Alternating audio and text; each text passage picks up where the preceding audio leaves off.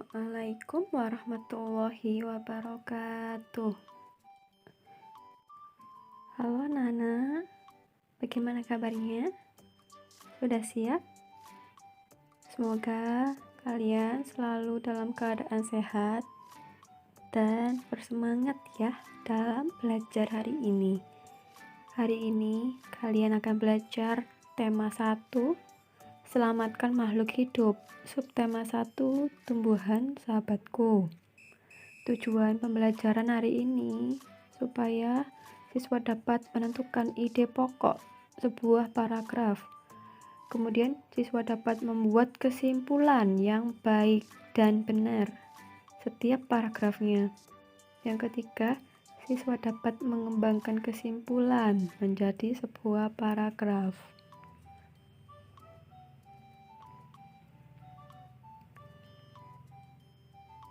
Nah, selanjutnya teks laporan hasil pengamatan.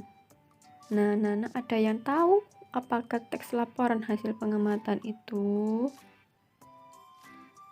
Jadi, teks laporan hasil pengamatan adalah isi teks yang menjelaskan tentang suatu informasi.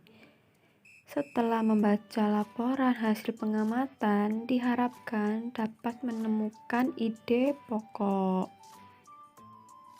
Ide pokok itu apa?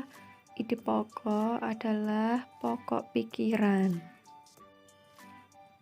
Nah, di dalam sebuah teks itu di dalamnya pasti tersusun beberapa paragraf. Nah, di sini Ibu akan menjelaskan tentang jenis-jenis paragraf. Paragraf itu ada yang kalimat umumnya di awal, kemudian dilanjutkan dengan kalimat khusus. Contoh kalimat umum di awal dan dilanjutkan dengan kalimat khusus ini disebut paragraf deduktif. Yang kedua, paragraf deduktif ini ditandai dengan adanya kalimat utama yang ada di awal paragraf.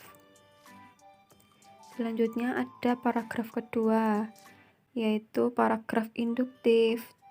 Biasanya paragraf induktif itu kalimat khususnya di awal, kemudian dilanjutkan dengan kalimat umum. Jadi berkebalikan dengan paragraf deduktif. Selain itu, paragraf induktif itu ditandai dengan kalimat utamanya ada di akhir. Nah, selanjutnya jenis paragraf yang ketiga letaknya di tengah-tengah karena dia paragraf campuran.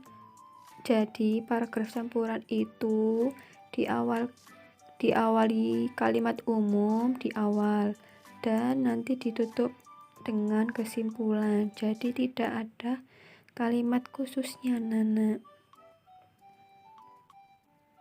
Nah, sekarang kita sudah tahu jenis-jenis paragraf. Nah, setiap paragraf itu nanti ada kalimat utama. Jadi kalimat utama di dalamnya ada ide pokok. Cara menemukan ide pokok ya sekarang.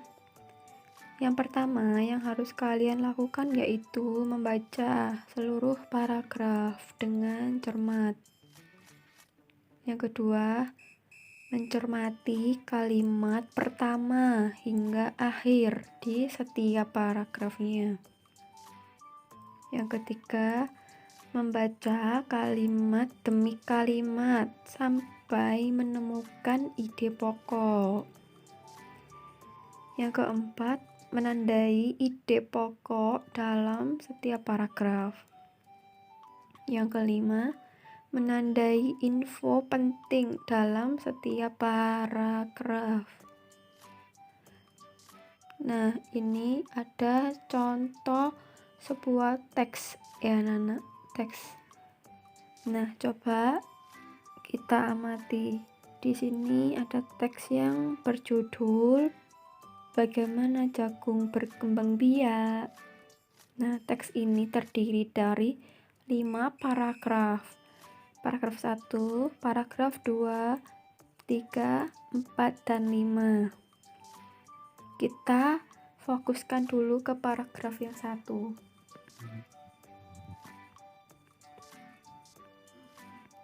Nah, kita fokus ke paragraf 1. Jagung merupakan salah satu tanaman yang dijadikan bahan makanan pokok di berbagai negara, salah satunya Indonesia. Nah, anak-anak, di sini dijelaskan secara umum bahwa jagung itu tanaman yang dijadikan bahan makanan pokok di berbagai negara. Salah satunya yaitu Indonesia. Nah, karena diawali dengan kalimat umum, nah selanjutnya dijelaskan lebih khusus. Di Indonesia, penduduk Pulau Madura menjadikan jagung sebagai makanan pokoknya. Lebih jelas lagi, lebih khusus lagi dijelaskan. Jagung merupakan salah satu tanaman penghasil karbohidrat yang sangat diperlukan oleh tubuh. Jadi, anak-anak, paragraf 1 itu yang ini adalah kalimat umumnya ya. Yang Ibu beri garis itu kalimat umumnya. Yang tidak Ibu beri garis berarti itu adalah kalimat yang lebih khusus. Nah, di dalam kalimat yang umum tadi ada ide pokoknya, Nana. Jadi ide pokoknya ada di sini, di yang Ibu garis bawah itu. Jadi paragraf 1, ide pokoknya, jagung merupakan salah satu tanaman yang dijadikan bahan makanan pokok di berbagai negara, salah satunya Indonesia.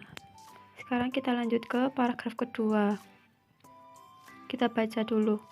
Seorang petani jagung memulai membiakkan tanamannya dengan menanam biji jagung.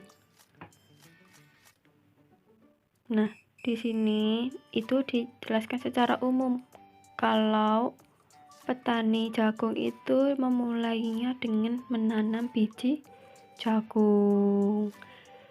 Jadi di sini adalah kalimat utamanya yang Ibu garis bawah.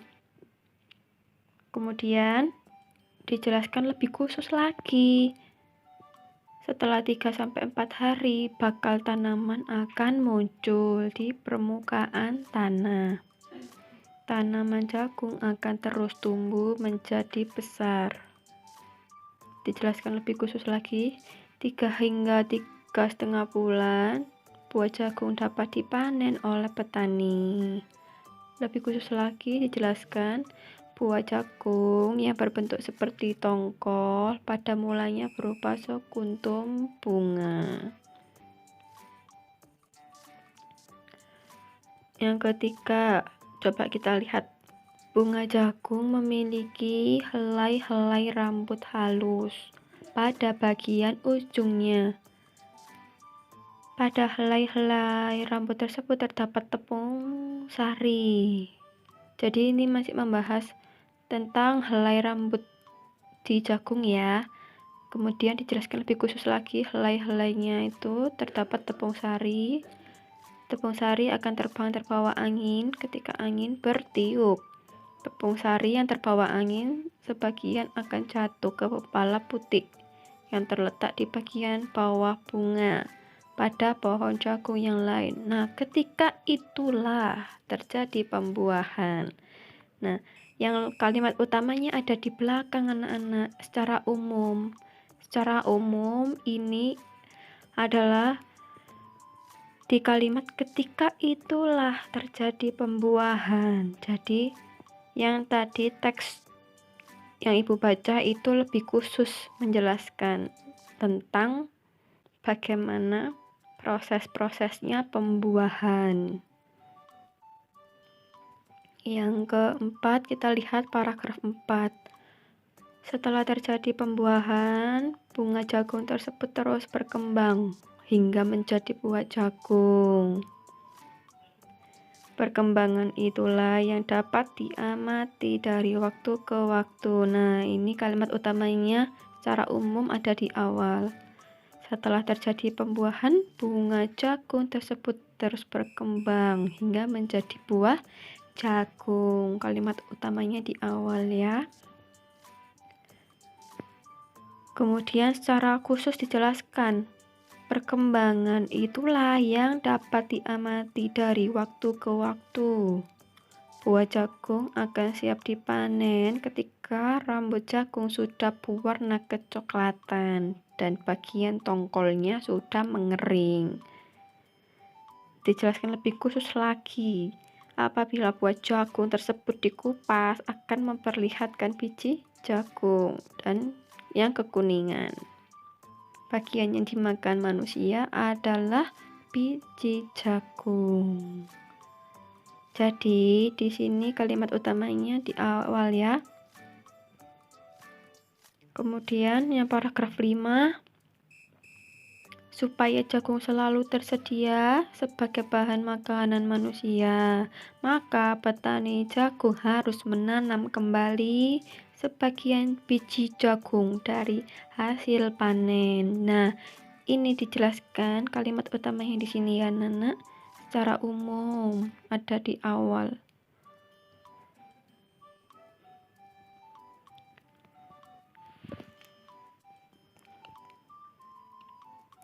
Oh, mohon maaf, ada kesalahan. Nah, jadi di sini ya, Nana, yang di awal tadi itu kalimat khususnya. Kalimat umumnya ada di akhir ya. Dari sinilah akan dimulai lagi perkembangan jagung. Jadi di sini kalimat utamanya ada di akhir, yaitu tentang perkembangbiakan jagung. Secara lebih khusus tadi dijelaskan kalau ingin berkembang biak lagi gimana tadi, harus menanam kembali. Nah, kalau dibuatkan seperti ini anak-anak, dibuatkan diagram lingkaran, ide pokok paragraf 1, 2, 3, 4, dan 5. Ini bisa kalian baca ya. Jadi yang tadi Ibu beri garis bawah adalah ide pokoknya ya.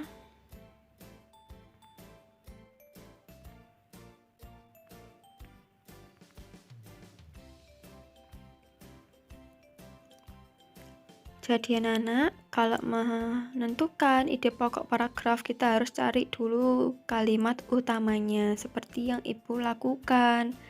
Jika sudah, nanti bisa kita ambil garis besarnya menjadi ide pokok. Seperti contoh ini, paragraf 1. Ide pokoknya secara garis besarnya, paragraf 1 menjelaskan jagung merupakan salah satu makanan pokok masyarakat Indonesia. Yang kedua, paragraf 2, perkembangbiakan jagung dimulai saat bijinya ditanam. Paragraf 3, jagung mengalami proses pembuahan. Paragraf 4, setelah pembuahan akan terbentuk buah jagung. Paragraf 5, perkembangbiakan jagung terus dilakukan. Nah, sekarang tadi Ibu kan sudah memberi garis ya Nana di setiap kalimat utamanya. Nah, ini tadi kan paragraf 1 seperti ini, sebanyak ini. Nah, kemudian ide pokoknya, garis besarnya tadi, jagung merupakan salah satu makanan pokok masyarakat Indonesia. Kemudian si kesimpulannya Berarti jagung sangat penting di Indonesia karena kan dia adalah makanan pokok. Jadi kesimpulannya itu jagung sangat penting di Indonesia. Kemudian sekarang teks yang kedua. Sekarang paragraf yang kedua. Nah, paragraf 2 adalah sebanyak ini ya tadi. Nah, ide pokoknya adalah pembiakan jagung dimulai saat bijinya ditanam. Tadi yang Ibu garisi tadi ada di awal ya, kalimat utamanya itu. Nah, sekarang bagaimana kesimpulannya? Pembiakan jagung dimulai saat bijinya ditanam. Berarti kesimpulannya, jagung itu berkembang biak melalui biji. Kemudian ini paragraf ketiga. Bunga jagung memiliki helai-helai rambut halus pada ujung bagiannya. Nah, tadi paragraf 3 yang Ibu garisi kan ada di akhir ya. Ketika itulah terjadi pembuahan. Nah, ide pokoknya berarti jagung mengalami proses pembuahan. Kesimpulannya berarti apa? Pembuahan jagung itu terjadi saat serbuk sari jatuh di kepala putik. Terus yang ke paragraf 4. Setelah terjadi pembuahan, bunga jagung tersebut berkembang hingga menjadi buah jagung. Nah, ini kalimat utamanya. Berarti ide pokoknya tadi, setelah pembuahan akan terbentuk buah jagung. Kalau begitu kesimpulannya, buah jagung yang dimakan adalah biji yang kekuningan. Yang kelima, paragraf 5.